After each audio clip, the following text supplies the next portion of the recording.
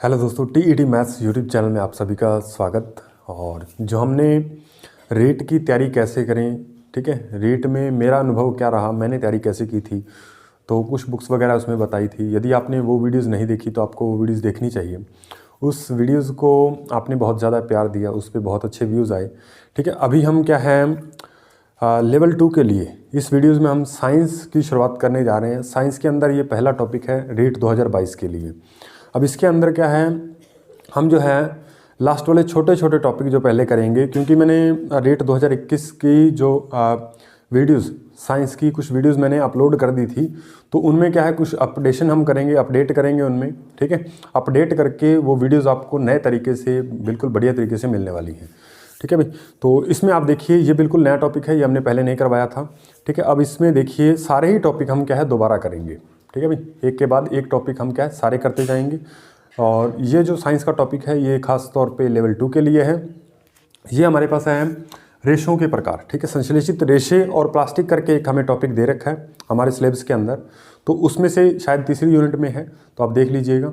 तो उसके अंदर क्या है, हमें संश्लेषित रेशों के बारे में पढ़ना है। और रेशे में भी हमें क्या है क्लास 8th की जो आरबीएससी की बुक्स थी उसमें बहुत अच्छी तरीके से दे रखा है संश्लेषित रेशे क्या होते हैं, कैसे बनते हैं, ठीक है। 10वीं के अंदर भी ये आपको मिल जाएगा कुछ टॉपिक, लेकिन यदि आप 8वीं का कवर कर लेते हो तो वही सारा क्या है सेम जो है लगभग क्या है 10वीं में दे रखा है, तो आपको वहाँ से पढ़ने की जरूरत नहीं रहेगी।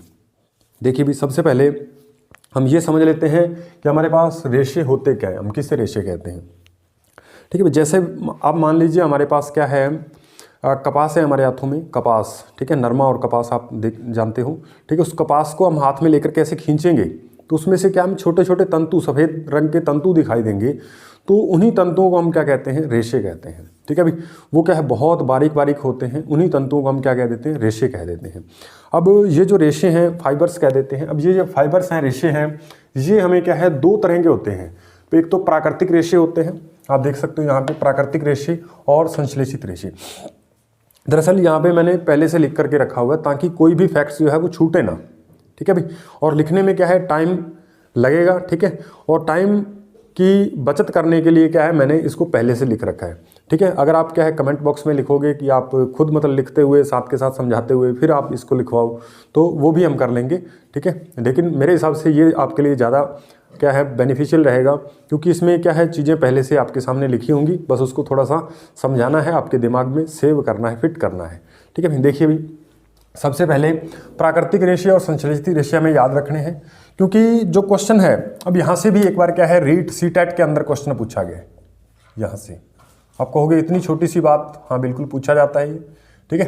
रीट और सीटेट के अंदर ये क्वेश्चन पूछा गया। क्वेश्चन क्या था, निम्नलिखित में से हमें क्या बताना था, प्राकृतिक रेशे का उदाहरण है। तो वहाँ पे क्या है दो तीन इधर से तीन क्या है इधर से ले लिए संश्लेषित रेशे, और इधर क्या है एक मान लीजिए ऑप्शन में डाल दिया ऊन, तो हमें क्या वहाँ पे टिक करके आना था ऊन। तो प्राकृतिक रेशे क्या होते हैं, जो हमें प्रकृति से सीधे ही प्राप्त हो जाते हैं, उनको हम क्या कहते हैं, प्राकृतिक रेशे, ठीक है भाई।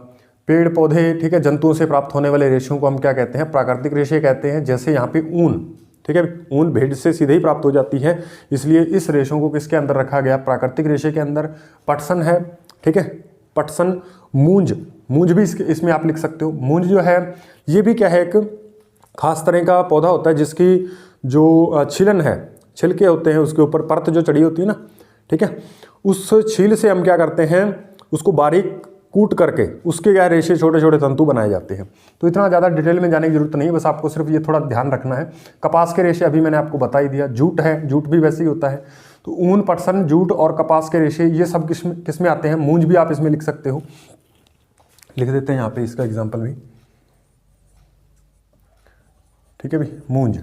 तो मूंज जो है वो भी किसका एग्जाम्पल है, वो भी हमारे पास क्या है प्राकृतिक रेशा है। ये बात आपको ध्यान रखनी है। ये क्या है रीट और सीटेट में पूछे गए क्वेश्चन है। ये कभी तो पूछ लेता है इनमें से प्राकृतिक रेशे को पहचानिए, कभी पूछ लेता है इनमें से संश्लेषित रेशे को पहचानिए। तो 3 तो प्राकृतिक दे देता है, एक संश्लेषित में से उस ऑप्शन में डाल देता है। तो इतने आसान क्वेश्चन बनते हैं। बाकी जिस तरीके से क्वेश्चन बनते हैं मैं आपको बताता जाऊंगा, ठीक है भाई। तो ये आपको इतनी सी बात ध्यान रखनी है। उसके बाद हमारे पास आता है संश्लेषित रेशे।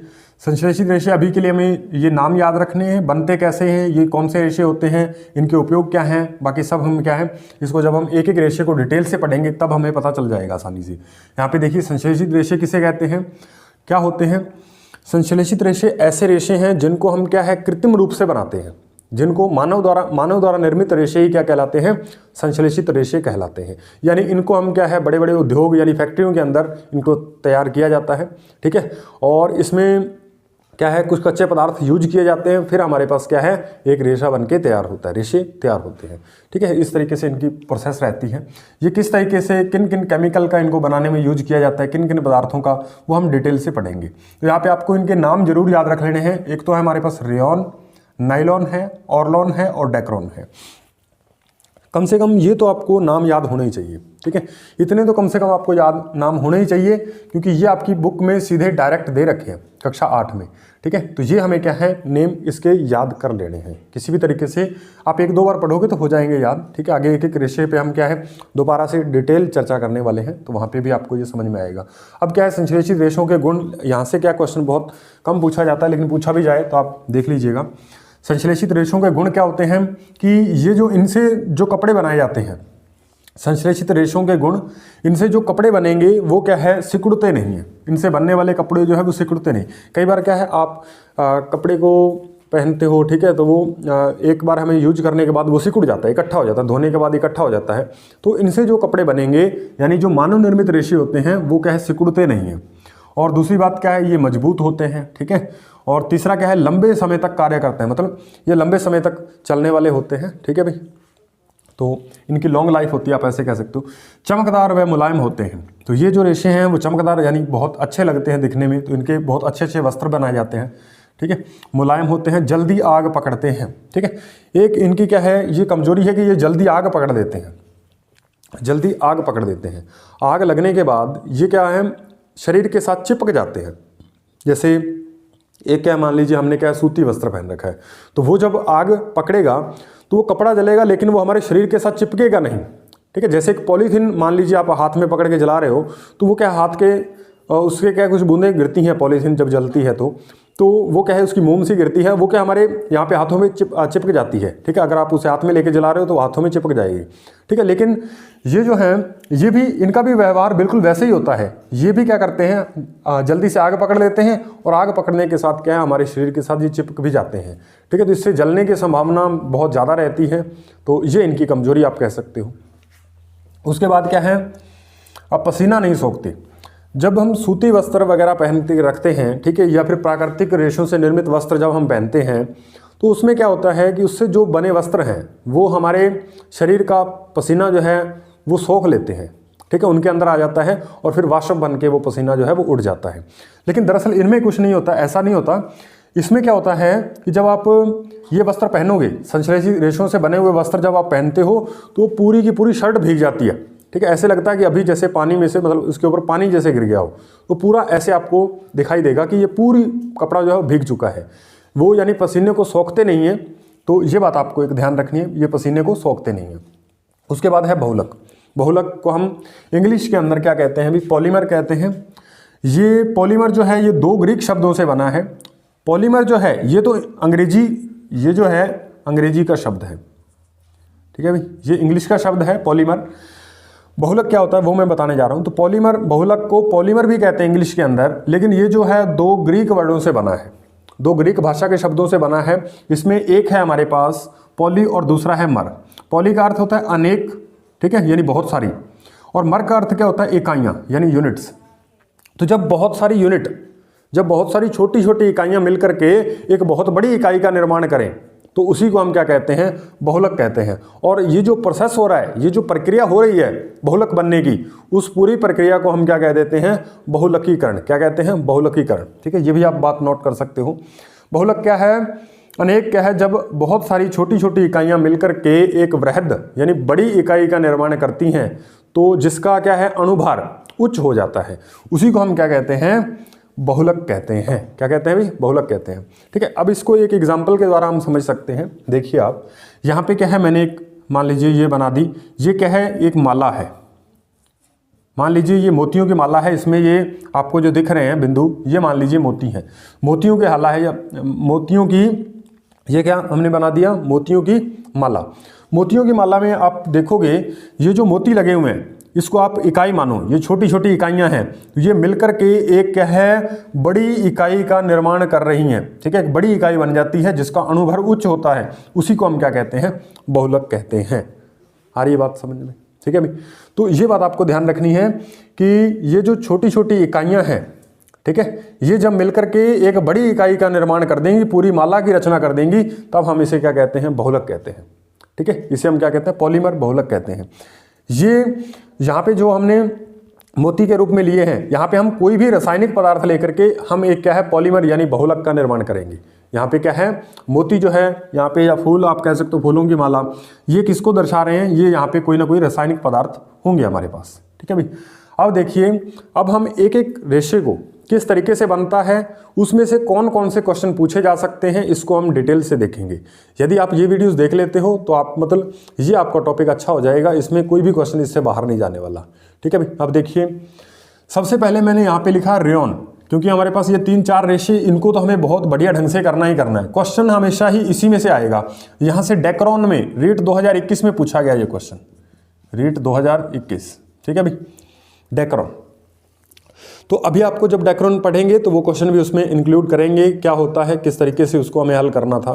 ठीक है, सबसे पहले आप देखिए, सबसे पहले हम यहाँ पे रेयॉन पढ़ने जा रहे हैं। रेयॉन क्या होता है, सबसे पहले ये रेशा हमें किसके समान दिखाई देता है, तो ये हमें सूत के समान दिखाई देता है। किसके समान भाई, सूत के समान। ठीक है भाई, तो जैसे सूत के रेशे होते हैं वैसे ही हमें क्या है, ये रेशा रेयॉन भी सूत के ही समान दिखाई देता है। ये इसकी रासायनिक दृष्टि से हम बात कर रहे हैं। इसे क्या है, कृत्रिम रेशम भी कहते हैं। ये बात बहुत इंपॉर्टेंट है, कृत्रिम रेशम किसे कहते हैं, तो कृत्रिम रेशम जो है वो रेयॉन को ही कहा जाता है। ये क्वेश्चन हमारे पास एक खास तरह का क्वेश्चन है जो पेपर में पूछा जा सकता है। ठीक है, तो इसको आप ध्यान रखोगे। कृत्रिम रेशम की बात आ जाए तो आपको रे से रेशम आ रहा है और रे से ही रेयॉन आपको लिखना है। इस तरीके से आप इसे जोड़ करके याद करोगे। किसी भी बात को याद करने के लिए हम क्या है, उसको उसी की स्टेटमेंट से जोड़ देंगे। ठीक है भाई, तो उसने पूछा कृत्रिम रेशम किसे कहते हैं, तो हम रे से रेयान बनाएंगे, रेयान को ही कहते हैं। आ रही बात समझ में? इस तरीके से आपको क्या है, चीज़ों को रिलेट करके याद करोगे, बहुत लंबे समय तक चलेंगी ये। ठीक है, उसके बाद देखिए इसको बनाने की विधि क्या है, ये बनता कैसे है ये रेशा। तो सबसे पहले हमारे पास एक पदार्थ होता है जिसे हम क्या कहते हैं, सेलुलोज। ठीक है, सेलुलोज क्या होता है, यहाँ पे मैंने नीचे लिख रखा है, आपको बताएंगे सेलुलोज। लेकिन अभी हमें क्या है, एक रासायनिक पदार्थ सेलुलोज लेना है। सेलुलोज के साथ सोडियम हाइड्रोक्साइड को मिक्स करना है। ठीक है, तो ये सेलुलोज को सोडियम हाइड्रोक्साइड से ऐसे क्या है, मिक्स करते हैं ताकि ये जो सेलुलोज है वो थोड़ा शुद्ध हो जाए। ठीक है, बढ़िया हो जाए। उसके बाद क्या करते हैं, इसमें कार्बन डाइसल्फाइड, इसका नाम क्या है भाई, कार्बन डाइसल्फाइड, इसे हम क्या कहते हैं, कार्बन डाइसल्फाइड। ये आपको फॉर्मूले याद रखने हैं। ठीक है, वैसे यहां से ये अभिक्रिया नहीं पूछी जाएगी आपके पेपर में, अभिक्रिया कभी भी नहीं पूछी जाएगी। आपको बस ये याद रखना है कि इसमें कौन कौन से पदार्थ यूज हो रहे हैं। तो ये सेलुलोज से निर्मित होता है। अब ये पूछा जा सकता है कि रेयॉन जो रेशा किससे बनता है, तो सेलुलोज से बनता है। ये आपको थोड़ा दिमाग में याद रखना है। उसके बाद क्या है, कार्बन डाइसल्फाइड इसमें उपयोग करते हैं। और इन तीनों के मिक्सचर को जब हम गर्म करते हैं तो इससे हमें क्या मिलता है, एक गाढ़ा द्रव मिलता है। ठीक है भाई, एक गाढ़ा चिपचिपा द्रव मिलता है। और इसमें क्या है, जिसको हम क्या कह देते हैं, विस्कोस कह देते हैं, विस्कोस। इस गाढ़े द्रव को हम क्या कहते हैं, विस्कोस कहते हैं, जो क्या है सेलुलोज, NaOH और CS2 यानी कार्बन डाइसल्फाइड के योग से हमें प्राप्त हुआ है। इसे हम क्या कह देते हैं, विस्कोस कह देते हैं। ये सबसे पहले जो खोजा गया कृत्रिम रेशा है, सबसे पहले कृत्रिम रेशा विस्कोस बनाया गया था, इसी से रेशा आगे तैयार हुआ था रेयॉन। ठीक है, 1894 के अंदर, 1894 के अंदर ये जो है विस्कोस की खोज की गई थी, रेयॉन रेशे की खोज की गई थी, आप ऐसा मान सकते हो। उसके बाद ये सन वगैरह नहीं पूछे जाएंगे। ठीक है, घबराने की बात नहीं है, बस विस्कोस किसे कहते हैं ये आपको पता होना चाहिए। विस्कोस किसका मिश्रण है, ऐसे भी आ सकता है, तो आपको याद रखना है सेलुलोज, NaOH और कार्बन डाइसल्फाइड। ठीक है भाई, इस तरीके से क्वेश्चन आता है। सीधे डायरेक्ट जो है अभिक्रिया आपके पेपर में शायद ही पूछी जाए, नहीं पूछी जाएगी। ठीक है, अब देखिए भाई, अब ये जो हमारे पास गाढ़ा द्रव बना, इससे हमें रेशे तैयार करने हैं। ये तो हमारे पास एक द्रव है, तो इसको हम क्या करते हैं, तनु H2SO4 इसमें डालते हैं। ठीक है, ताकि ये थोड़ा सा गाढ़ा था तो अब ये क्या है, पतला हो जाए। ठीक है भाई। तो इसमें क्या है, तनु H2SO4 डालने के बाद अब क्या है, इसमें हम क्या लेते हैं, एक छलनी लेते हैं। छलनी जैसे आप चाय को छानने के लिए जैसे आप यूज करते हो, ठीक है, तो वो छलनी इसी तरीके की हमारे पास क्या है, छलनी होती है जो रेशे तैयार करने के लिए। उस छलनी में क्या है, हम ये गाढ़ा द्रव डाल देते हैं, H2SO4 इसमें मिक्स करके उसके ऊपर डालते हैं, ठीक है। मान लीजिए ये छलनी है, इसके ऊपर हमने यहाँ पे ये मिश्रण डाल दिया। अब यहाँ से क्या है, इस तरीके से ये नीचे जैसे सेवियाँ बनती है आपने देखी होंगी, ठीक है भाई, सेवियाँ बनती हैं यदि आपने देखी हैं तो ये कुछ रेशे जो है वो इस तरीके से तैयार हो जाते हैं। सेवियाँ बनते हुए आपने बनाते हुए देखा हो तो मशीन के नीचे जैसे सेवियाँ निकल रही होती हैं, वैसे ही उस छलनी में से ये रेशे निकल रहे होते हैं, ठीक है भाई। इस तरीके से हमारे पास जो रेशा तैयार होता है उसे हम क्या कह देते हैं भाई, रेयॉन कहते हैं। क्या कहते हैं भाई, रेयॉन, ठीक है। तो इसमें हमें क्या है, 2-3 बातें खास तौर पे याद रखनी है। ये रासायनिक दृष्टि से तो सूत के समान होता है, लेकिन इसे कृत्रिम रेशम कहते हैं, रे से रेशम, रे से रेयॉन। और बनाने की विधि सेलुलोज का मुख्य आपको ध्यान रखना है, रेयॉन रेशा बनाने के लिए सेलुलोज का उपयोग किया जाता है। इसमें NOH और कार्बन डाइसल्फाइड मिक्स करके इसको गर्म करते हैं और इससे गाढ़ा द्रव, जिसे क्या कहते हैं, विस्कोस कहते हैं। विस्कोस क्या है, ये सबसे पहले खोजा गया रेशा है, लेकिन ये पूर्णतः संश्लेषित नहीं है। अब क्वेश्चन आएगा, पूर्णतः संश्लेषित रेशा किसे कहते हैं? पहले सर्वप्रथम पूर्णतः संश्लेषित रेशा कौन सा है? तो वहां पे आंसर आएगा नाइलॉन, ठीक है भाई। लेकिन सबसे पहले रेशा कौन सा खोजा गया, अगर ये आ जाए तो 1894 के अंदर रेयॉन, ठीक है भाई। इस तरीके से आप बताओगे। इसके बाद उपयोग इसके क्या हैं, तो ये सस्ता होता है, आसानी से बुना जा सकता है, चादरें, कालीन व गलीचा बनाए जा सकते हैं। यहाँ से पेपर में क्वेश्चन थोड़ा कम ही आता है उपयोग में से। अभी तक जो क्वेश्चन आया है वो क्या है, पहले मैंने आपको यहाँ पे क्वेश्चन बता दिया, या फिर क्या है, इसकी बहुलक इकाई पूछ लेते हैं, जैसे मैंने यहाँ पे बताया डेक्रोन की अभी पूछी गई, ठीक है, और अलग अलग रेशों की इकाइयाँ जो है वो पूछी जा चुकी हैं पेपर में, ठीक है भाई। या फिर इसका नाम पूछ लेते हैं, इसे कृत्रिम रेशम किसे कहते हैं। ये सारे क्वेश्चन इस तरीके के बनते हैं, लेकिन फिर भी आपको इसके उपयोग थोड़े बहुत दिमाग में होने जरूरी हैं, क्योंकि दे रखे हैं तो इसको एक बार पढ़ लीजिएगा आप। उसके बाद क्या है, सेलुलोज। अब सेलुलोज के यहाँ पे हमने सेलुलोज वर्ड यूज किया है। सेलुलोज क्या होता है, दरअसल ये क्या है, ग्लूकोज का ही बहुलक होता है। किसका बहुलक है, ग्लूकोज का। ये आपको ध्यान रखना है कि ग्लूकोज की इकाइयां जब मिलती हैं तो किसका निर्माण होता है, सेलुलोज का निर्माण होता है। उसके बाद क्या है, कपास के रेशों में सावर्धिक मिलता है, ठीक है भाई। तो कपास के अंदर जो रेशे होते हैं, कपास के रेशों में ये सबसे ज्यादा पाया जाता है। क्या चीज पाई जाती है, सेलुलोज पाया जाता है। उसके बाद प्रकृति में पाया जाने वाला ये सावर्धिक कार्बनिक पदार्थ है। अब क्वेश्चन इस तरीके से आएगा, प्रकृति में सबसे ज्यादा पाए जाने वाला कार्बनिक पदार्थ कौन सा है, ठीक है भाई। तो आपको लिखना है सेलुलोज है। क्या इसका आंसर आएगा, सेलुलोज आएगा। तो ये 3 फैक्ट आपको सेलुलोज के बारे में याद रखने हैं। ग्लूकोज का बहुलक है, कपास के रेशों में सावर्धिक होता है, और प्रकृति में पाए जाने वाला सावर्धिक कार्बनिक पदार्थ किसे हम कहते हैं, सेलुलोज को ही कहते हैं, ठीक है, सेलुलोज ही होता है। उसके बाद एक ये बात आप और थोड़ा ध्यान रखोगे कि जैसे हमने यहाँ पे रेयॉन रेशा प्राप्त किया, यदि इसके साथ ये एसीटेट रेयॉन लिख के दे दे कि एसीटेट रेयॉन जो है वो कैसे प्राप्त होगा, कैसे बनेगा, ठीक है भाई। एसीटेट रेयॉन जो है वो किन किन पदार्थों के मिलने के से बनता है, तब आपको क्या है इस तरीके से याद रखना है कि इसके अंदर सेलुलोज तो आएगा ही, ठीक है। जैसे यहाँ पे सेलुलोज आ रहा था, लेकिन यहाँ पे NOH था, यहाँ पे आपको क्या करना है, एसिटिक एनहाइड्राइड, ये आपको नाम याद रखना है। इसका फॉर्मूला आपको कतई याद करने की जरूरत नहीं है, ठीक है भाई, आपको याद नहीं करना। इसमें क्या है, सेलुलोज और एसिटिक एनहाइड्राइड से मिलने, इनके योग से क्या बनता है, एसीटेट रेयॉन बनता है, ठीक है भाई, एसीटेट रेयॉन बनता है। उम्मीद है कि इतनी बातें आप क्या है आसानी से समझ गए होंगे। अब हम नेक्स्ट रेशे पे चलते हैं। नेक्स्ट हमें दे रखा है रेयॉन के बाद नाइलॉन। तो नाइलॉन में भी हमें इसी तरीके से पढ़ना है, नाइलॉन को भी। तो नाइलॉन में हम देखते हैं कौन कौन से पॉइंट जो है वो अति महत्वपूर्ण है। चलिए दोस्तों, अब हम जो रेशे बच गए उनके बारे में पढ़ते हैं।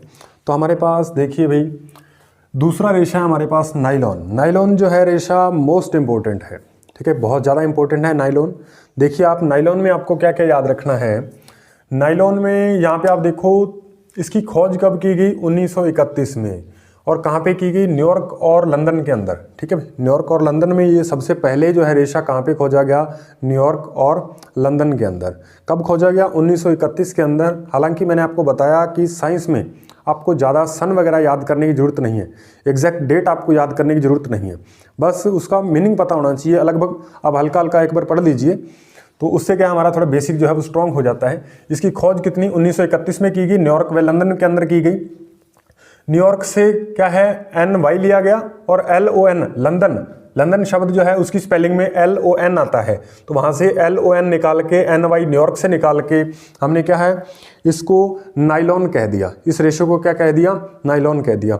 अब ये भी क्वेश्चन आ सकता है इस तरीके से, नाइलॉन जो रेशा है उसका नामकरण किन दो शहरों के नाम पे रखा गया, किन दो शहरों के नाम पे रखा गया, तो आपको याद रखना है न्यूयॉर्क व लंदन के नाम से क्या है 2-2 अक्षर 3-3 अक्षर निकाल करके हमने दोनों क्या बना दिया, इसको नाइलॉन रेशा कह दिया, क्योंकि ये सबसे पहले कहाँ पे खोजा गया था, न्यूयॉर्क और लंदन के अंदर। ये बात आपको ध्यान रखनी है। उसके बाद देखिए भाई यहाँ पे देखिए ये जो है रेशा कैसे बनता है, ये इसको हमें याद करना बहुत ज़्यादा जरूरी है, क्योंकि अगर ये पूछेगा क्वेश्चन इस तरीके से आता है कि नाइलॉन रेशा किससे निर्मित होता है, इसमें कौन कौन सी इकाइयाँ भाग लेती हैं, तब आपको याद रखना है। ठीक है, क्या चीज़ याद रखनी है, आपको याद रखना है कि इसके अंदर एक तो एडीपिक अम्ल होता है, दूसरा हेक्सामेथिलीन डाइअमीन। ये क्या होता है, इनके रासायनिक फॉर्मूलेज क्या होते हैं, हमें कोई इसको याद करने की जरूरत नहीं है। ठीक है भाई, आपको बस जितना बता रहे हैं आप ये मान के चलिए कि ये पर्याप्त है। ठीक है भाई, रीट जो है वो 3rd ग्रेड एग्जाम है, इसमें 1st ग्रेड या 2nd ग्रेड के लायक वाले या 2nd ग्रेड में आने वाले क्वेश्चन यहाँ पे नहीं पूछे जाने वाले। ठीक है, तो आपको बस इसके थोड़ी सी क्या है इकाइयाँ इनके याद होनी चाहिए। तो यहाँ पे क्या है एडीपिक अम्ल और हेक्सामेथिलीन डाइअमीन, ये आपको 2 नाम याद रखने हैं। नाइलॉन रेशा इससे निर्मित होता है, ये इसकी क्या है बहुलक इकाइयाँ हैं। तो इसके नाम हम कैसे याद करें, क्योंकि यहाँ से क्वेश्चन तो आता ही आता है। ठीक है भाई, तो इसको हमें नाइलॉन जो है रेशा भी मैंने बताया बहुत ज़्यादा इंपॉर्टेंट है, मतलब इसको याद करना अहम है। ठीक है, अहम, तो अहम से हम याद करेंगे AHM अहम। ठीक है, तो अहम से हम याद करेंगे A फॉर आ जाएगा एडीपिक अम्ल, H फॉर आएगा हेक्सामेथिलीन, HM का मतलब हेक्सामेथिलीन डाइअमीन। ठीक है भाई, इस तरीके से आप क्या है इसे याद रखोगे। ठीक है, उम्मीद है कि ये बात आप समझ पा रहे होगे। आप खुद से यदि कोई ट्रिक बना के याद करोगे तो वो आपके लिए ज़्यादा बेनिफिशियल है। ये तो जिस तरीके से मैं याद करता था वो चीज़ें आपको बता रहा हूँ, आप भी इससे रिलेट करके किसी भी बात से रिलेट करके क्या है इन वर्ड को आप याद करो किसी भी तरीके से। आपको याद तो करना ही है, तो जब आप पहली बार पढ़ने बैठो तभी कोशिश करो कि इसको इसी वक्त याद करके आगे बढ़ना है। ठीक है, इस तरीके से करते जाओगे तो बाद में क्या है आप देखोगे कि सारी चीज़ें आपको आराम से याद हो जाएंगी। 1-2 आप रिवीजन करोगे तो आपको सारी चीज़ें आराम से याद हो जाएंगी। ठीक है, यहाँ पे देखिए आप, मैंने इसको बताया अहम से याद किया AHM। ठीक है, A फॉर एडीपिक अम्ल और हेक्सामेथिलीन। ठीक है, HM से मैंने हेक्सामेथिलीन डाइअमीन याद कर लिया। ठीक है भाई, क्योंकि ये इकाइयाँ तो वहाँ पे लिखी आएंगी, बस हमें ढूंढना है कि इसकी इकाइयाँ कौन सी हैं। तो मैंने कहा कि नाइलॉन जो है वो क्या है इंपॉर्टेंट है, यानी नाइलॉन रेशा अहम है, तो इस तरीके से मैंने इसे याद किया था। बाकी आप अपनी भी ट्रिक्स बना के इसे याद कर सकते हो, कोई दिक्कत वाली बात नहीं है। ठीक है भाई, उसके बाद देखिए यहाँ तक हमारे पास क्या है एक क्वेश्चन हुआ है, इसकी खोज या न्यूयॉर्क कब कहाँ पे खोजा गया, तो ये एक क्वेश्चन यहाँ से बनेगा। एक क्वेश्चन यहाँ से बन सकता है कि इसमें कौन कौन सी इकाइयाँ भाग लेती हैं, एडीपिक अम्ल और हेक्सामेथिलीन डाइअमीन। तीसरा क्वेश्चन बनने की संभावना है मोस्ट इंपॉर्टेंट, ये पॉइंट बहुत बार पूछा गया, प्रथम पूर्ण रूप से संश्लेषित रेशा कौन सा है। प्रथम पूर्ण रूप से यानी पूर्णतः ही संश्लेषित हो वो रेशा कौन सा है, वो नाइलॉन है। ठीक है भाई, इस क्वेश्चन को भी आप बहुत बढ़िया ढंग से याद रखोगे कि सबसे पहले जो खोजा गया रेशा वो तो हमारे पास रेयॉन था, लेकिन पूर्ण रूप से संश्लेषित रेशा की अगर हम बात करें, पूर्ण रूप से संश्लेषित, तो वो कौन सा है, नाइलॉन है। क्योंकि इसमें क्या है, यहाँ पे आप देखो दोनों ही रसायन उपयोग में आ रहे हैं। प्रथम क्या है, पूर्ण रूप से संश्लेषित रेशा कौन सा है, नाइलॉन है। उसके बाद क्या है, संघनन बहुलक। अब इसे हम संघनन बहुलक भी कहते हैं, नाइलॉन को हम क्या कहते हैं, संघनन बहुलक। संघनन बहुलक क्या होता है, दरअसल यहाँ पे आप देखोगे 2 इकाइयाँ हमारे पास आई, एडीपिक अम्ल और हेक्सामेथिलीन डाइअमीन। तो जब भी 2 इकाइयाँ मिलेंगी और उससे यदि जल के अणु बन रहे हैं, अभिक्रिया होने के बाद यदि कुछ जल की मात्रा बन रही है, तो उसे ही हम क्या कहते हैं, संघनन बहुलक। उसे क्या कहते हैं, संघनन बहुलक। इसमें क्या है, ये दोनों जब इकाइयाँ मिलती हैं इसमें जल के अणुओं का निर्माण होता है, इसलिए हम इसे क्या कहते हैं भाई, संघनन बहुलक कहते हैं। बस आपको ये ध्यान रखना है कि नाइलॉन एक क्या है, संघनन बहुलक है, बस इतनी सी बात है। ठीक है भाई, इसमें आपको कोई अभिक्रिया वगैरह याद करने की जरूरत नहीं है। उसके बाद नाइलॉन धागा पॉलीअमाइड बहुलक होता है, ये भी आपको ध्यान रखना है कि ये जो है 2 तरह के इकाइयों से बना है, एडीपिक अम्ल हेक्सामेथिलीन डाइअमीन। ठीक है, तो इसे क्या कहते हैं हम, पॉलीअमाइड भी कहते हैं, पॉलीअमाइड बहुलक। ठीक है भाई, नाइलॉन को पॉलीअमाइड बहुलक भी कहा जाता है, पॉलीअमाइड पॉलीमर भी कहा जाता है, ये बात आपको ध्यान रखनी है। ठीक है। तो ये 4-5 क्वेश्चन इसमें से आ गए। इसी में से अगर क्वेश्चन आएगा, अगर इसमें से नायलॉन में से पूछा जाता है, तो इन बातों से क्वेश्चन हट के बाहर जाने की कोई संभावना ही नहीं बनती। ठीक है। उसके बाद देखिए गुण, इसके गुण क्या क्या हो सकते हैं। परबल हो सकता है, ये परबल होता है, प्रत्यास्थ होता है, चमकीला होता है, साफ करने में आसान होता है। ये बस आपको नॉर्मल सी बातें याद रखनी है। उसके बाद इसका निर्माण जो है वो कपड़ा बनाने में, ठीक है, नायलॉन की शर्टें वगैरह, ठीक है, आप देखते हो बाजार में मिल जाती हैं। तो नायलॉन इस कपड़ा निर्माण में भी उपयोग आता है। पैराशूट बनाने में, ठीक है, पैराशूट आपने देखे हैं, पैराशूट जिस रेशों के बने होते हैं वो भी नायलॉन के रेशे होते हैं। पहाड़ पर चढ़ने हेतु रस्सों के निर्माण, ठीक है, क्योंकि नायलॉन जो है एक बहुत मजबूत रेशा होता है, नायलॉन के रेशे बहुत मजबूत होते हैं, इसलिए क्या है हम इसके रस्से बनाते हैं चट्टानों पे चढ़ने के लिए। ठीक है, बड़ी बड़ी चट्टानें होती हैं, फौजियों के पास जो रस्से होते हैं बड़ी बड़ी चट्टानों पे चढ़ने के लिए, वो रस्से किससे निर्मित होते हैं, वो नायलॉन के रेशों से निर्मित होते हैं। ठीक है। उसके बाद देखिए इससे क्या है, जुराबें बनाई जाती हैं, जुराबे में इसके रेशे यूज किए जाते हैं। इससे ब्रश के ऊपर जो रेशे लगे होते हैं, ठीक है, वो भी क्या है, कौन से रेशे होते हैं, वो भी नायलॉन के रेशे होते हैं। तंबू बनाने में, ठीक है, जैसे तंबू वगैरह हम लगाते हैं, ठीक है, बाजारों से जो तंबू वगैरह कैनवास वगैरह मिलता है वो भी किसके अंदर आता है, नायलॉन के, उसके अंदर भी नायलॉन के रेशे होते हैं। स्लीपिंग बैग और पर्दे वगैरह बनाने में भी किसका उपयोग किया जाता है, नायलॉन का उपयोग किया जाता है। यहाँ से 2 बातें जो पूछी जाती हैं बार बार, एक तो है पैराशूट बनाने में किसका उपयोग किया जाता है, किन रेशों का उपयोग होता है, तो नायलॉन का। ठीक है, पहाड़ पर या चट्टानों पर चढ़ने हेतु जो रस्से बनाए जाते हैं, ठीक है, तो उसमें भी किसका उपयोग होता है, नायलॉन का। ये क्वेश्चन बहुत बार पूछे गए हैं, तो आपको इनको भी याद कर लेना है। उसके बाद चलिए अभी नेक्स्ट क्वेश्चन देखते हैं। ऑर्लोन क्या होता है, ऑर्लोन भी एक तरह का रेशा है। कौन सा रेशा है, संश्लेषित रेशा है। और इसमें इकाइयाँ कौन कौन सी भाग लेती हैं, इसमें आपको याद करने के लिए PAN, पेन आपको याद रखना है, PAN, ठीक है, ये वर्ड आपको याद रखना है। इसमें क्या होता है, पॉली, A फॉर एक्रिलो और N फॉर नाइट्रेट, ठीक है, नाइट्राइट, ठीक है भाई, P for poly, A for acrylo और N फॉर नाइट्राइट, ठीक है, ये शब्द आपको याद रखने हैं। यानी पॉली का मतलब क्या होता है कि उसमें जो इकाई कौन सी आ रही है, तो एक्रिलो नाइट्राइट, ठीक है, ये इकाई इसके अंदर, इसके योग से क्या बनता है, ऑर्लोन रेशा तैयार किया जाता है। तो ऑर्लोन में इकाई कौन सी है, पॉली एक्रिलो नाइट्राइल, या फिर इसकी 8वीं की बुक में एसिटोनाइट्राइल भी दे रखा है। ठीक है, तो आप इसको एसिटो भी कह सकते हो, पॉली एसिटोनाइट्राइट, ठीक है भाई, इस तरीके से। लेकिन 10वीं की बुक में एक्रिलो दे रखा है, ठीक है, एक्रिलो, तो वो आपको याद रख लेना है। ठीक है भाई, तो यहाँ पे मैंने एक्रिलो शब्द लिख दिया, बाकी 8वीं की बुक में एसिटो है। ये 2 इकाइयाँ अलग अलग तरीके से दे दी कि मुझे लग रहा है कि ये जो 8वीं की बुक में है ये थोड़ा मिसप्रिंट हुआ है, तो आप इसको देख लीजिएगा भाई। तो आपको दोनों ही वर्ड याद रख लेने हैं, ठीक है, क्योंकि पेपर में आएगा। तो हमें यहाँ पे A फॉर एसिटो नाइट्राइट या फिर एक्रिलो नाइट्राइट एक ऑप्शन देगा। यदि एक्रिलो है तो एक्रिलो लगा दीजिए, यदि क्या है हमारे पास एसिटो आ रहा है तो एसिटो लगा दीजिए, दोनों एक साथ कभी नहीं आने वाले। ठीक है भाई, ये बात आप ध्यान रखिएगा, क्योंकि ऐसे कन्फ्यूजन वाले क्वेश्चन एग्जामिनर नहीं देता, तो ये आप निश्चिंत हो जाइए कि ये कैसे याद होगा। तो ये आपको याद कर लेना है, PAN पेन यानी पॉली एक्रिलो नाइट्राइट होता है। इसकी फुल फॉर्म भी पूछी जा सकती है, तो वो भी आपको पता होना चाहिए। उसके बाद इसको कैसे याद करें, तो यहाँ पे आप देखिए कि आपके पास एक पेन था, वो मान लीजिए खत्म हो गया। ठीक है, अब एक कहानी के तौर पे याद करते हैं। जो चीज़ें वास्तव में नहीं है ना, वो हमारा दिमाग जल्दी कैच करता है। ठीक है, जो उल्ट पटांग बातें होती हैं उसकी तरफ हमारा ध्यान जल्दी जाता है। तो इसलिए क्या है, इसको एक इमेजिनरी काल्पनिक क्या है, कहानी के साथ इसको जोड़ करके आप याद करोगे तो थोड़ा ज़्यादा आसान नहीं होती है याद करने में। देखिए इसको कैसे याद करेंगे। मान लीजिए आपके पास पेन था, वो खत्म हो गया। ठीक है, अब आपको क्या चाहिए, और नया पेन चाहिए। क्या चाहिए, और नया पेन चाहिए। तो आपने क्या किया, वो पेन और खरीदने के लिए आपने और लोन लिया। ठीक है, आपके पास पैसे नहीं थे तो आप गए बैंक में, और बैंक में क्या लिया, आपने लोन लिया। ठीक है, तो आप उस पेन को खरीदने के लिए आप क्या कर रहे हो, और लोन ले रहे हो। आपने पहले भी ले रखा था, ठीक है, और भी आप ले रहे हो, तो और लोन वहां से आपको याद रखोगे। आपको क्या खरीदना है, उस लोन से पेन खरीदना है। और लोन लेकर के क्या खरीदा आपने, पेन खरीदा। तो और लोन और पेन के बीच एक रिलेशन बन जाएगा, जिंदगी भर आपको नहीं भूलने वाला।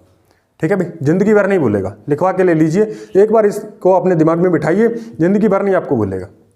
ठीक है भाई, उसके बाद देखिए यह क्या है, एक एक्रिलो नाइट्राइल के बहुलकीकरण, अभी मैंने बता ही दिया, एक्रिलो नाइट्राइल के बहुलकीकरण से प्राप्त होता है। और यहाँ पे एक्रिलो नाइट्राइल को या फिर हम ऐसे विनाइल साइनाइड भी कह देते हैं। क्या कह देते हैं, विनाइल साइनाइड। यहाँ पे ये जो इकाई है क्या हो जाती है, विनाइल साइनाइड भी इसे हम कह सकते हैं। तो या तो ये क्या है विनाइल साइनाइड से बनेगा या फिर क्या है एक्रिलोनाइट्राइल भी लिखा हुआ आ सकता है। ये दोनों ही बातें आपको याद रख लेनी है। उसके बाद है ऊन के रेशे के समान दिखाई देता है। ये जो रेशा है वो ऊन के रेशे के समान दिखाई देता है, अतः इसे हम क्या कहते हैं, एक्रिलिक भी कह देते हैं। क्या कह देते हैं, एक्रिलिक। ठीक है भाई, तो ऊन के समान दिखाई देने वाला रेशा कौन सा हुआ, एक्रिलिक। ठीक है भाई, तो ये भी बात आपको अपने माइंड में याद रखनी है। ऊन के समान दिखाई देने वाला रेशा कौन सा है, एक्रिलिक। ठीक है, इस तरीके से हमें क्या है चीज़ों को याद करना है। ये जो मैं आपको फैक्ट ढूंढ के आपको बता रहा हूँ, ये आपकी बुक में से एक्स्ट्रा भी हैं। ठीक है, लेकिन इतने एक्स्ट्रा नहीं है कि आप मतलब उसमें बहुत ज़्यादा डिटेल में घुस जाओ और वो आपके एग्ज़ाम से चीज़ें बाहर होने लगेंगी। ठीक है, तो आपको क्या करना है, अपने एग्ज़ाम के अकॉर्डिंग ही पढ़ना है, यानी आपके सिलेबस के अकॉर्डिंग ही पढ़ना है। उससे बाहर जाके चीज़ों को बहुत कुछ है हमारे पास पढ़ने को, वो पेपर में नहीं आने वाला। ठीक है भाई, तो ये देखिए आप पहले आप इनको तो याद करिए। इनको याद करने के बाद यदि आपके पास समय है तो थोड़ा और विस्तार से पढ़ लीजिए, आपका बेसिक वगैरह थोड़ा और बढ़िया ढंग से क्लियर हो जाएगा। लेकिन ये चीज़ें तो हमें 101% याद होनी चाहिए, क्योंकि इसमें क्या है क्वेश्चन आएंगे, सीधे क्वेश्चन आएंगे।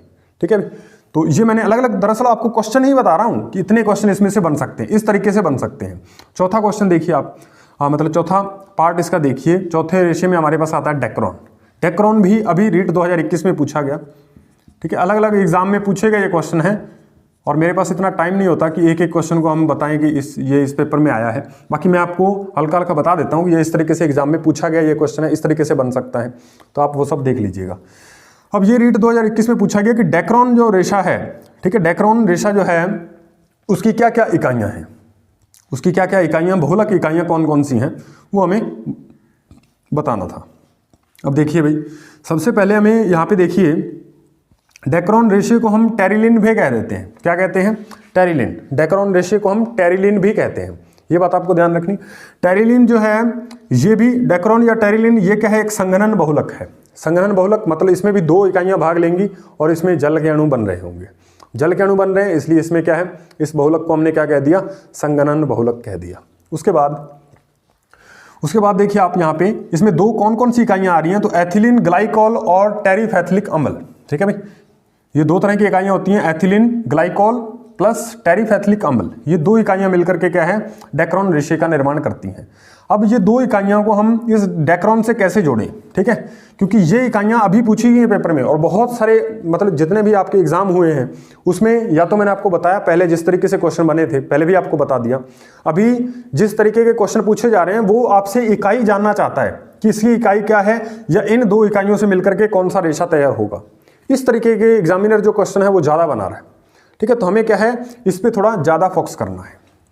देखिए भाई इसमें कैसे इसको हम याद रखेंगे। एथिलीन ग्लाइकॉल प्लस टेरिफेथिलिक अम्ल जो है, इसको याद करने के लिए एथिलीन ग्लाइकॉल, एथिलीन में ए आ रहा है, यहाँ पे भी ए आ रहा था। ठीक है, तो यहाँ पे हमें कन्फ्यूजन ना हो इसलिए मैंने यहाँ पे ग्लाइकॉल शब्द उठाया, ग्लाइकॉल, क्योंकि एथिलीन तो उसके साथ लिखा हुआ आएगा आपके पास। ये आपको ध्यान रखना है कि आपको कतई पूरा याद करने की जरूरत नहीं है, आपको बस लिखा हुआ और उसको आप पकड़ पाओ कि ये किस चीज़ की बात कर रहा है। ठीक है भाई, आपके पास क्वेश्चन पेपर होगा, उसमें आपके पास ऑप्शन होंगे, सब कुछ लिखा होगा, बस आपको वहाँ पे टिक करना है, ढूंढ निकालना है कि उसमें से कौन सा सही ऑप्शन है। ठीक है, तो आप इस चिंता में मत रहिए। तो ये एथिलीन ग्लाइकॉल है, तो ये ग्लाइकॉल से मैंने जी से ग्लाइकॉल को लिखेंगे और टी से टेरिफेथिलिक अम्ल को लिखेंगे, तो मैंने यहाँ से ये GT शब्द एक उठा लिया। ठीक है भाई, अब यहाँ पे क्या है, GT शब्द को मैंने क्या है इस डेक से जोड़ दिया। ठीक है भाई, GT को शब्द को मैंने इस डेक से जोड़ा, 2 शब्दों से जोड़ा, डेक। ठीक है, तो डेक क्या होती है, पुराने आप घरों में उपकरण वगैरह, अपने म्यूजिक के उपकरण वगैरह देखे हों, तो एक म्यूजिक में किसमें कैसेट पड़ती थी एक पुरानी, उसको हम डेक कहा करते थे। ठीक है भाई, जिससे म्यूजिक उत्पन्न करते थे वो एक डेक हुआ करती थी, उसमें कैसेट आती थी, एक रील। ठीक है, जिसे हम रील भी कह देते थे। तो वो क्या है, उसके अंदर कैसेट डालते थे, उसको हम डेक कहते थे। ठीक है, और ये जो डेक है, मैंने ऐसा इसको याद करने का मेरा तरीका क्या रहा था, तो मैंने क्या है इसको याद करने के लिए ऐसे सोचा कि एक क्या है रोड है, ठीक है, सुनसान रोड पड़ी है, उस पर एक ट्रैक्टर जा रहा है। ठीक है, और वो जो रोड है उसको मैंने कह दिया कौन सी रोड है, तो GT रोड है। कौन सी रोड है भाई, GT रोड। ठीक है भाई, वैसे आप देख लीजिएगा GT रोड होती है, DT रोड होती है, वो आपको पता होना चाहिए, लेकिन मैंने इसको GT रोड समझा। कौन सी रोड है ये, GT रोड। ठीक है भाई, तो ये GT रोड में क्या है, जीटी रोड पे एक ट्रैक्टर जा रहा है जिसके ऊपर एक डेक चल रही है, ठीक है, डेक चल रही है, क्या चल रही है, डेक चल रही है, और डेक में क्या है, गाने बज रहे हैं। बस इस तरीके से आप इसे याद कीजिए, ठीक है। ये एक लाइन है, आपके सामने एक इमेज बननी चाहिए, इमेजों को हमारा दिमाग जो है वो ज़्यादा पकड़ता है, ठीक है। तो आप एक इमेज क्रिएट कीजिए, फिर उस इमेज से इसको रिलेट करके याद कीजिए, ठीक है। तो अब मैंने क्या बताया कि एक क्या हमारे पास डेक चल रही है और वो ट्रैक्टर जो है वो जीटी रोड पे चल रहा है। तो जीटी रोड है हमारे पास, जीटी और डेक, जीटी और डेक, जीटी और डेक, तो ये याद हो जाएगा इस तरीके से। जीटी रोड पे एक ट्रैक्टर जा रहा है, उसके ऊपर डेक चल रही है, इस तरीके से आप इसे याद करिए, ठीक है भाई। तो ये आपको याद हो जाएगा। G for glycol, ethylene glycol, और T फॉर क्या है, टेरिफेथिलिक अम्ल, ठीक है भाई। तो ये याद हो जाएगा। और आप पेपर में देखोगे, जब मैंने आपको पिछली वीडियो डाली है उसमें आप देखोगे ये क्वेश्चन को मैंने क्या है इस जीटी ट्रिक से लिख रखा है। जीटी ट्रिक आपको ऊपर शब्द लिखा हुआ मिल जाएगा, जीटी।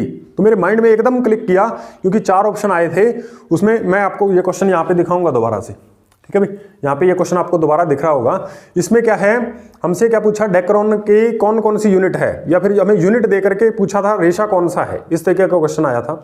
तो उसमें क्या है, हमें किसी भी तरीके से क्वेश्चन पूछा जाए, बस हमें क्या है उसकी इकाइयाँ याद होनी चाहिए और उस रेशे का नाम याद होना चाहिए। तो उसको हमने जीटी से जोड़ रखा है। तो आपको क्वेश्चन दिख रहा होगा, आप उसमें देख सकते हैं मैंने इसको कैसे किया था। उसके बाद देखिए आप, इस रेशे को, डेक्रोन को हम क्या कहते हैं, पॉलिएस्टर भी कहते हैं। क्या कहते हैं, पॉलिएस्टर। इसके 3-4 नाम है, आपको याद रखने। डेक्रोन को टेरिलिन या फिर पॉलिएस्टर भी कहा जाता है, ठीक है भाई। तो ये बात आपको ध्यान रखनी है।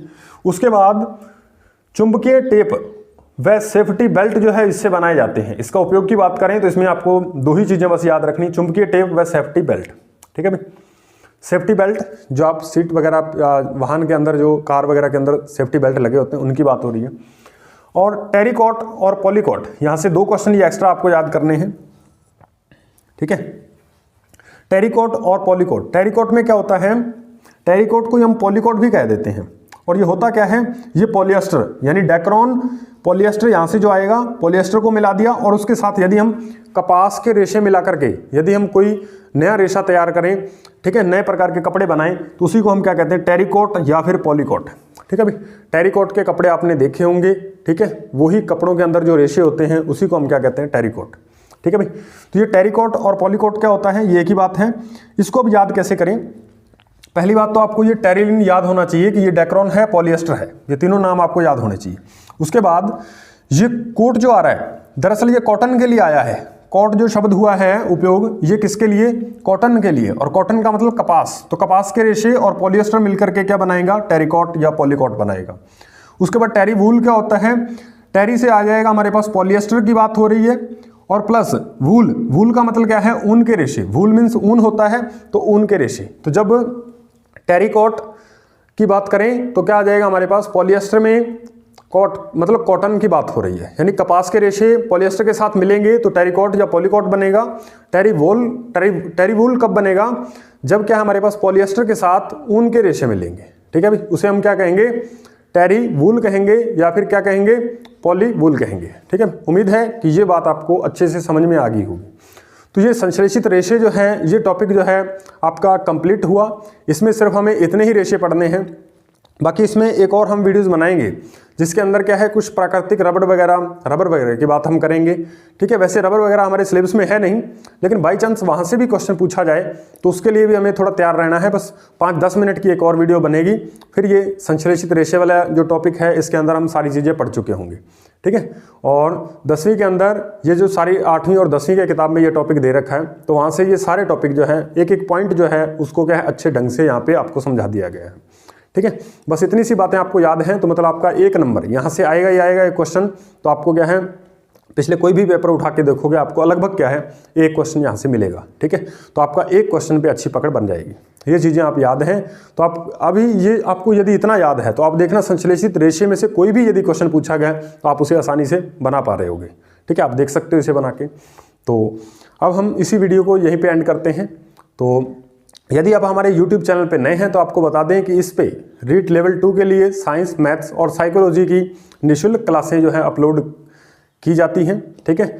आप क्या है, यदि आप साइकोलॉजी तो दोनों ही क्या है, लेवल 1 और लेवल 2 में दोनों ही में क्या है सेम है, तो आप उसके लिए तो हमारी एक ही क्लास देख लीजिए साइकोलॉजी की, तो वो दोनों में आपको काम दे जाएगी क्योंकि सारे टॉपिक लगभग सेम ही है। बाकी जो नेक्स्ट है हमारे पास उसमें हम देखेंगे आगे साइंस का एक और टॉपिक, जिसके अंदर क्या है, हम रबर की बात करेंगे, फिर हम प्लास्टिक की बात करेंगे, फिर क्या है साबुन, डिटर्जेंट, सीमेंट वगैरह, इन सभी की हम बात करेंगे। ठीक है, क्योंकि ये टॉपिक जो है जब आप कोई बाजार से गाइड वगैरह बुक वगैरह लेके आते हो तो ये इतने डिटेल से नहीं मिलते। ये सारी सूचनाएं आपको किसी भी एक बुक के अंदर नहीं मिलने वाली। ठीक है भाई, तो ये अलग अलग बुक्स में है, किसी में थोड़ा कम दिया होता है, किसी में कोई पॉइंट मिस होता है, किसी में कोई पॉइंट मिस होता है। ठीक है, तो ये सारे ही मैंने पॉइंट उठा करके एक जगह पे इकट्ठे करके आपके सामने बता दिए। ठीक है, उम्मीद है कि ये वीडियो आपके लिए बहुत लाभदायक सिद्ध होगी। ठीक है, यदि आप हमारे YouTube चैनल पे नए हैं तो इसे प्लीज़ सब्सक्राइब जरूर कर लीजिए और इस वीडियो को लाइक शेयर भी कर दीजिए, ताकि हमारे साथ कुछ नए मित्र जो हैं वो जुड़ पाएँ और इसका लाभ उठा पाएँ। तो धन्यवाद, मिलते हैं नेक्स्ट वीडियो में।